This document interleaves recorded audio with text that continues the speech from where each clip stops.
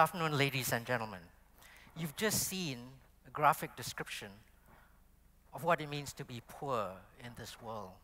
I invite you to imagine that you wake up every morning seeing people around you who are poor.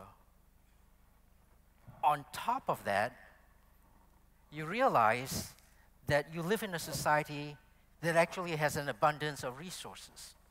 But those resources have been ring-fenced for the political elite. Your soul yearns for a political and economic system that's better than the one that you live in. Suppose you live in a society where discrimination is rife. Suppose you live in a society where government cronies get most of the advantages in that society. Suppose you live in a society where the political and economic extractive elites have made off with the nation's wealth and treasury. You'd be pretty pissed off. You'd want something that's better than what you currently have.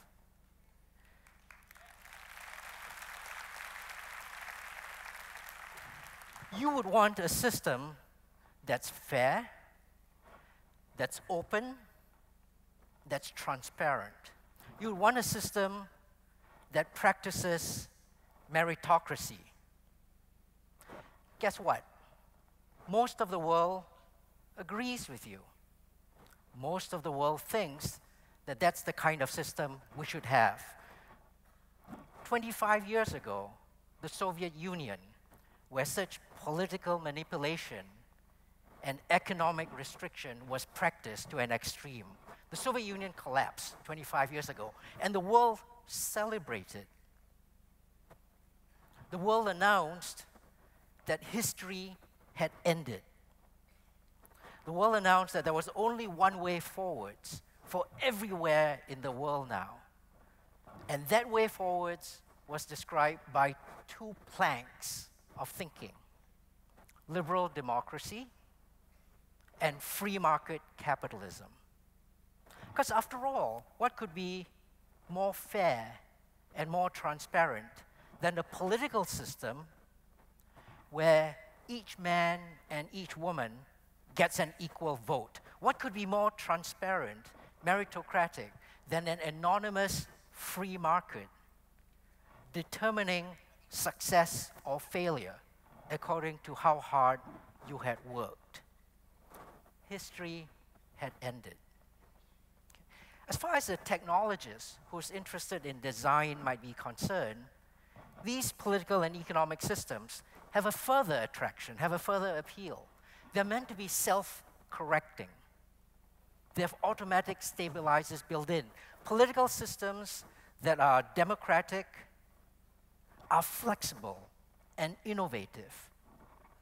The free market adjusts to when disturbances shock the system. This announcement 25 years ago, with the collapse of the Soviet Union, told us the way forwards for the world. For economics and democracy and the world order, this was how we were going to organize the global system. The United States, the United Kingdom, other Western economies that ringed the Atlantic Ocean was the center, the crucible on which these ideas had been tested, and out of which these ideas would be unfurled across the world. And unfurl they did big time. In 1970, 45 economies in the world were considered democracies. By 2010, triple that number. This was a huge success. The entire world, whatever economy you find yourself in, this was the way to go. History had ended. We knew what the world order had to look like. But then something happened. History decided that it wasn't quite finished with humanity. In September 2008, Lehman Brothers collapsed, the US subprime mortgage housing market defaulted, and the world lurched into a global financial crisis. Trillions of dollars of economic wealth around the world were destroyed overnight. Half the world's GDP, half of what the world labors to make every year was just disappeared over the course of 12 months. 34 million people were thrown into unemployment. The entire world was imminently on collapse. What happened to this brave new world order that we had constructed 25 years ago? Free market capitalism, that's been replaced. There's now a witch hunt for economists who describe the world in terms of the benefits of the free market. The advantages of the free market have been replaced by easy nostrums, like how the free market builds financial institutions that become too big to fail, that governments then need to bail out. That banks were the new villain. Banks, which were the heroes of the free market capitalist system, had become villains, where you hear people describing how if you give villains a gun, they will rob a bank. But if you give a man a bank, he will rob the world. This was not how the world was supposed to come out. But that's okay. We've still got liberal democracy. Well, actually, maybe not. The world's most autocratic system, the world's most centrally controlled system, China, will imminently overtake the United States as the world's largest economy.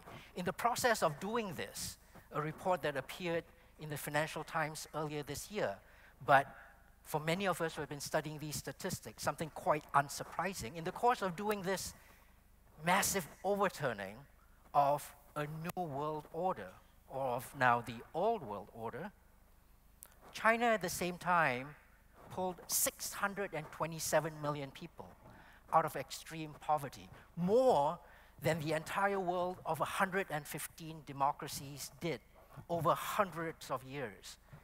What's happened in the world? Not only is the world upside down, but over the course of the global financial crisis, it was the non-transatlantic axis economies that came to the rescue of the global economy. China, over the course of the global financial crisis, grew $4.5 trillion US, 3 times what the United States was able to do. In Europe today, Europe's most successful economy, Germany, grows because it exports to developing Asia. Germany today exports more to developing Asia than it does to the United States, than it does to the rest of the transatlantic axis in the United States. Germany today exports more to developing Asia than it does to the United States. The world's economic center of gravity shifted in the last quarter of a century, away from its 1980s mooring in the middle of the Atlantic Ocean. There, right there was the transatlantic axis, lurching steadily eastwards, pulled by the rise of China, an illiberal non-democracy, and the rise of East Asia, countries that followed liberal democracy, perhaps in name, but not necessarily in practice. This was not supposed to happen. It was not supposed to happen on many different levels.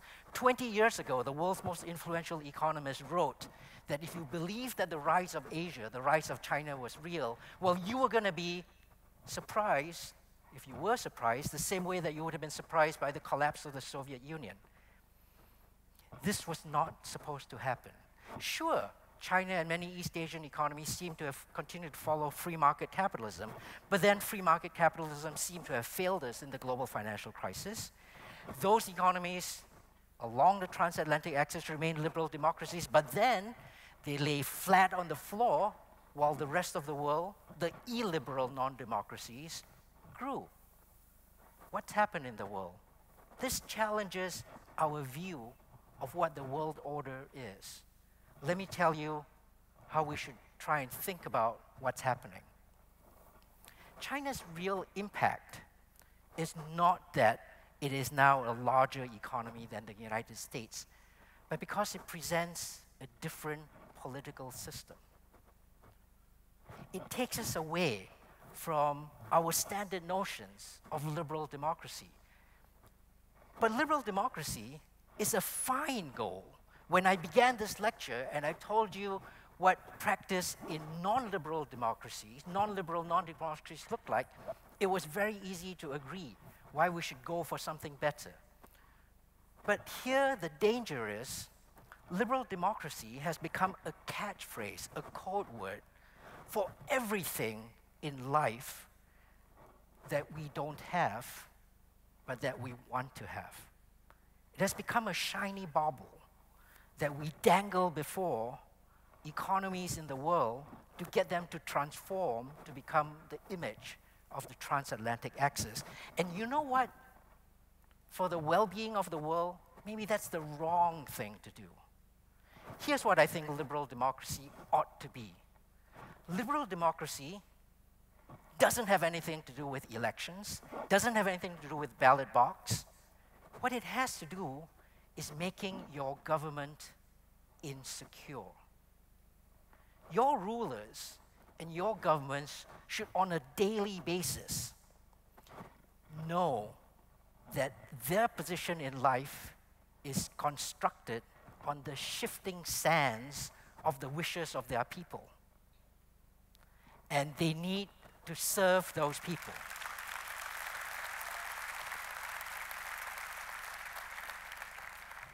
And here's the surprise from that view, which might seem to be just a small change from the initial description. Because by that account, every time we hear about how China's Communist Party needs to get its economy continuing to grow at 10% a year, because otherwise its people will be unhappy, right there, you've got a statement about China being as much a liberal democracy as anyone else. Every time you hear a statement about some government saying, relax, we're a liberal democracy because we have ballot box elections, but I'm sorry we have not been able to serve you well, turn away from them. They're not liberal democracies.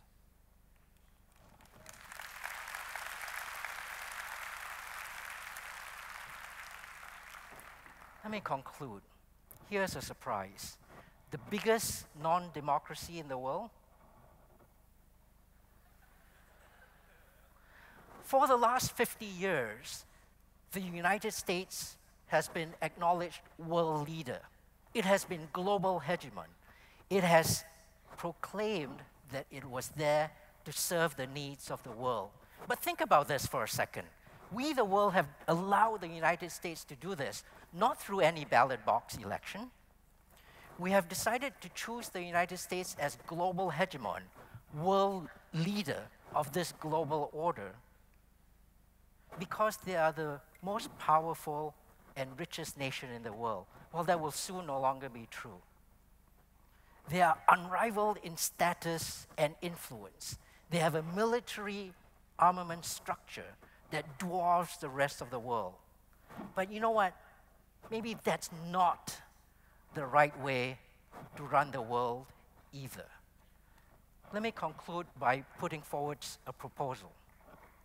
Here's my proposal. If you really believed in the ideals of liberal democracy, then you should bear in mind this picture. Liberal democracy says you serve the needs of the majority of your stakeholders. Where is the majority of people in the world? Here's a thought experiment. Go to a point in the South China Sea, such as I've drawn here. Draw a circle 4,000 kilometers around that point. That is a tiny circle. It covers only 25 million square kilometers, 1/6 of the world's land area. And here's the surprise. It includes us here in ASEAN. It includes us here in KL. And it includes more than 50% of the world's population. If the world really believed in the ideals of improving the lot of humanity, and it believed in the ideals of liberal democracy as truly it ought to practice, then right here is where decisions of global significance ought to be made. It is you who should be deciding how we run the world. Thank you very much.